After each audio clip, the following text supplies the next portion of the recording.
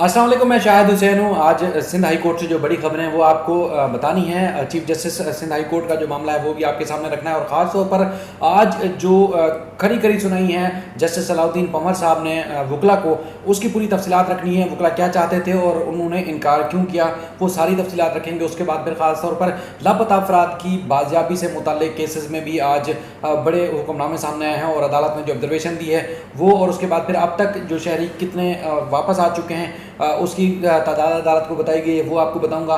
और उसके बाद फिर वकला की हड़ताल की वजह से कितने कौन कौन से बड़े केसेस जो है वो मुलतवी हो गए हैं, उनकी कार्रवाई नहीं हो सकी है, वो भी इस वीडियो में आपके सामने रखेंगे।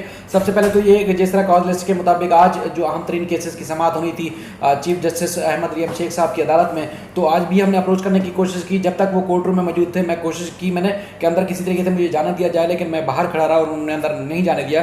गेट उनके जो कमरा अदालत में फैसल वावडा के हवाले से जो सुप्रीम इलेक्शन कमीशन में जो कार्रवाई जारी है, उन्होंने सिंध हाई कोर्ट से रजू किया हुआ था, वो केस की समाअत थी। इसके अलावा पाकिस्तान तहरीक इंसाफ की एक दरख्वास्त थी जिसमें बल्दियाती सेटअप की बहाली और फौरी बल्दियाती इंतखाबात करने के हवाले से जो दरख्वास्त थी वो ज़ेर समाअत थी। और बेशुमार केसेस थे जो चीफ जस्टिस की अदालत में थे, जो कि मफाद आमा के केसेस थे, लेकिन अदालत के अंदर नहीं जाने दिया गया। और उसके बाद फिर पता चला कि वो केसेस डिस्चार्ज हो गए। फ्रीकैन जो थे, जो पार्टी थी, वो पेश नहीं हो सकी हैं वकला के एहतजाज की वजह से। लेकिन इसके अलावा फिर अगर बात करें हम रजिस्ट्रार ऑफिस की, तो आज एक बार फिर भी हमने अप्रोच करने की कोशिश की ताकि उनसे जो हमारा जो एक खदशा है या हमारा एक जो शिकायत है वो दूर की जाए कि हमें चीफ जस्टिस की अदालत के अंदर जाने दिया जाए, लेकिन आज भी नहीं जाने दिया गया।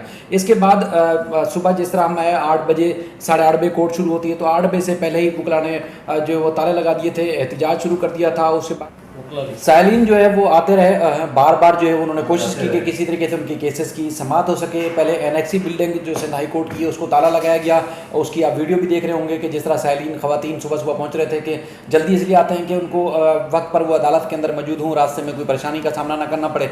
कई अरसे बाद, काफ़ी अरसे बाद उनके केस जो है वो समाअत के लिए मुकर्रर होते हैं। तो बताया गया कि आज वकला की हड़ताल है और ताले लगे हुए, इसलिए आप अदालत के अंदर नहीं जा सकते। इसके बाद फिर मेन बिल्डिंग की तरफ जब आए तो यहाँ पर भी 3 दरवाजे हैं, एंट्री गेट हैं, दाखिली रास्ते हैं सिंध हाई कोर्ट के, उन तीनों पे जो है वो ताले लगे हुए थे। और ना सिर्फ साइलिन बल्कि पुलिस के अफसरान, नैब के और इसके अलावा जो FIA के और दीगर जो सरकारी इदारों को नोटिस जारी होते हैं जिन्होंने पेश के लिए आना था, उनको अंदर नहीं जाने दिया गया।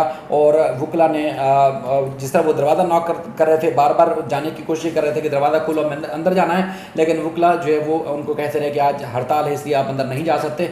तो काफ़ी तगोदो की, लेकिन सिर्फ जो अदालती अमला है सिर्फ उनको अंदर जाने की कोशिश में वो कामयाब हुए, बाकी किसी को अंदर नहीं जाने दिया गया। उसके बाद फिर पता चला कि chief justice Sindh high court की अदालत में भी गए, उनसे भी वकला ने इस्तदा की कि कार्रवाई जो है मुलतवी की जाए, मौखर की जाए। और आज चूँकि वकला की हड़ताल है इसलिए काम नहीं हो सकता, लेकिन चीफ जस्टिस ने उनको कहा गया है कि मना कर दिया।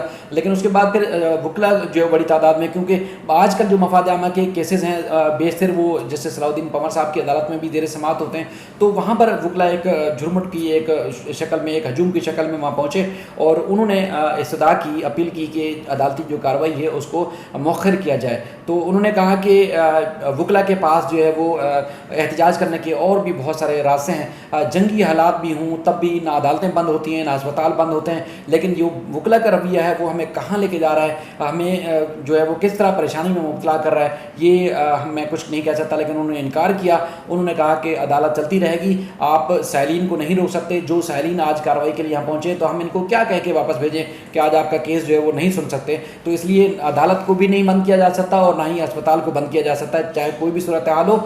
फिर वकला ने उनसे इस्तदा की कि जो वकला तालेबंदी की वजह से जो अदालतों को लगी हुई थी बाहर जो दाखिली दरवाज़ों पे, तो वो अगर अंदर नहीं आ पाते तो उनको जो है वो उनके खिलाफ कोई ऑर्डर ना किया जाए। तो जैसा आपने यकीन दिलाया कि किसी के खिलाफ कोई आज ऑर्डर नहीं होगा अदम पेशी पर, लेकिन हम अदालती कार्रवाई मौखर नहीं कर सकते, मुलतवी नहीं कर सकते, केसेस की समाअत जो है वो नहीं रोक सकते, समाअत जारी रखी। उसके बाद फिर मिसिंग पर्सन के केसेस की समाअत जब शुरू हुई तो आज काफ़ी हमने देखा कि अदालत ने जो मामूल से हट के सवालात किए, उसके जवाबात लेने की कोशिश की। तो एक बार फिर एक चीज़ की निशानदेही हुई है रेंजर्स प्रोसिक्यूटर की जानिब से, जिसमें बताया गया है कि 1200 से ज़ायद जो शहरी थे कराची से वो लापता थे कुछ अर्से पहले, लेकिन अब सिर्फ 300 रह गए हैं। बाकी शहरियों को जो है बाजियाब करा लिया गया है। उन्होंने अदालत को बताया हबीब अहमद साहब ने कि सिंध हाई कोर्ट के अलावा और भी कई फोरम हैं जो लापता अफराद की बाजियाबी से मुतालिक जो है वो कार्रवाई कर रहे हैं। उन्होंने अदालत को बताया कि सूबाई टास्क फोर्स, JITs, पुलिस के मुख्तलिफ इदारे हैं, इसके अलावा हसास इदारों के साथ साथ वफाकी हुकूमत और इसके अलावा जो एक मिसिंग पर्सन कमीशन जो है वो भी खास तौर पर इस मामले की समाअत करता है, कार्रवाई का जायज़ा लेता है। तो उसमें अदालत ने कहा कि बाज़ दफ़ा ऐसा आता है कि जब JIT या किसी भी फोरम पर ये वाज़ेह हो जाता है, डिक्लेयर हो जाता है कि ये जबरी गुमशुदगी का मामला है, तो फिर उसके बाद फिर क्यों नहीं पता चल सकता कि जो शहरी है आखिरकार उसको कौन ले गया, कैसे लापता हुआ, वापस कैसे आएगा, गुमशुदा कैसे हुआ। तो उन्होंने कहा कि ऐसा लग रहा है कि जैसे इदारे जो है वो बेबस हैं, हबीब साहब ने कहा। तो उसके बाद फिर उन्होंने कहा कि वो जैसे सलाउद्दीन साहब ने कहा कि बेबस नहीं है, ऐसा लगता है कि वो संजीदा नहीं है, वो कोशिश नहीं करना चाहते, वो बाजाब कराना ही नहीं चाहते और वो स्टीरियोटाइप जो है वो रिपोर्ट अदालत में पेश कर देते हैं। तो बहरहाल हबीब साहब ने कहा ऐसा नहीं है, लोग कईयों का सुराग लगा लिया गया है, कुछ वापस आ चुके हैं और बाकियों की तलाश जो है वो जारी है। लेकिन कुछ जो लोग हैं, कुछ जो शहरी हैं, वो आज खुद भी मुल्क से फ़रार हो जाते हैं किसी न किसी तरीके से। कोई श्रीलंका में, कोई साउथ अफ्रीका में, लंदन में भी पाए गए हैं, वो उनको ढूंढा गया है वहाँ पर, जो कि यहाँ मतलूब थे और हाई कोर्ट में उनकी गुमशुदगी की दरखास्तें ज़ेर समाअत थी। तो इसका मतलब ये है कि बहुत सारे लोग खुद भी चले जाते हैं। तो अदालत ने कहा कि अगर ऐसे लोग भी हैं तो वो अपनी फैमिली से रब्ता करते होंगे, उनका फैमिली से रब्ता होगा तो उनसे भी छानबीन की जाए, तहकीकात की जाए, ताकि पता चल सके कि जिनकी दरखास्तें हाई कोर्ट में ज़ेर समाअत हैं तो वो कहाँ पर हैं, क्या उनका फैमिली से कोई रब्ता हुआ नहीं हुआ। फिर इस तरह अगर जबरी गुमशुदगी का इल्ज़ाम लगाया जाता है तो वो उस तासर को भी देखा जाए कि ये जो मामला है क्यों आखिर सामने आ रहा है। तो बहरहाल अब अदालत ने तहकीकात का भी हुक्म दिया है, मुकम्मल तौर पर इस मामले की तहकीकात की जाए और उसके बाद फिर जिनके शनाख्ती कार्ड मुख्तलिफ जगहों पर इस्तेमाल होते हैं, अदालत ने कहा उनका भी जायज़ा लिया जाए, उनके मुकम्मल छानबीन की जाए। और ये अदालत ने वाज़ेह किया कि जहाँ भी हैं जबरी गुमशुदगी है या कोई भी मामला है उनको बाज़ाब्त कराकर अदालत में पेश करें। अदालत ने कहा कोई ऐसे ब्लाइंड केसेस भी होते हैं जिसमें कत्ल हो जाते हैं, लोगों को पता है लेकिन उसके मुल्ज़मान नहीं मिलते, तो ये भी इन चीज़ों का भी जायज़ा लिया जाए। लेकिन ढूंढना, तलाश करना इदारों की जिम्मेदारी है, वो ज़रूर उनको तलाश करें। तो 11 सितंबर की इसमें तारीख हुई है और भी इससे जुड़े काफ़ी केसेस थे, लेकिन मज़ीद दूसरे पर आगे चल के किसी और वीडियो में आपको ज़रूर बताऊँगा। लेकिन आज एक सॉफ्टवेयर इंजीनियर अरशद समेत और दीगर जो शहरी थे उनकी बाज़ाबी से मुतालिक दरखास्तों की समाअत थी, लेकिन अदालत ने कहा किसी सूरत जो है वो हम रिलीफ नहीं दे सकते और ये आखिरी चांस दे रहे हैं कि जो शहरी लापता हैं उनकी जो मुख्तलिफ डेट्स मुकर्रर की गई हैं उनको बाज़ाब्त कराकर अदालत में पेश करें। उसके बाद फिर बच्चों की गुमशुदगी के हवाले से भी आज केस ज़ेर समाअत था, लेकिन चूँकि वकला की हड़ताल की वजह से वो अंदर नहीं आ सके, जो फरीकैन थे वो केस जो है वो गैर मुइना मुद्दत के लिए मुलतवी कर दिया गया। इसके अलावा निसार खोड़ो जो कि पीपल्स पार्टी के रहनुमा हैं, वो दरवाज़ा बजाते रहे, ताला लगा हुआ था, अदालतों को तालेबंदी थी, उनको भी मायूस वापस लौटना पड़ा। उसके बाद फिर उनको गैर मौजूदगी में 28 सितंबर की डेट दे दी गई। और इसके अलावा कई और केसेस थे जिनकी आज कार्रवाई होनी थी लेकिन वकला की हड़ताल की वजह से नहीं हो सकी। कई जो साइलिन थे जिनसे हमारी बात हुई वो बार बार ये कह रहे थे कि 3 महीने के बाद उनकी तारीख आई थी, लेकिन वो चाह रहे थे कि किस तरीके से उनको रिलीफ मिलेगा, लेकिन वकला की हड़ताल की वजह से रिलीफ नहीं मिल पाया। अब ये बात मैं आपको शुरू में बताना भूल गया था कि आज वकला की हड़ताल थी क्यों।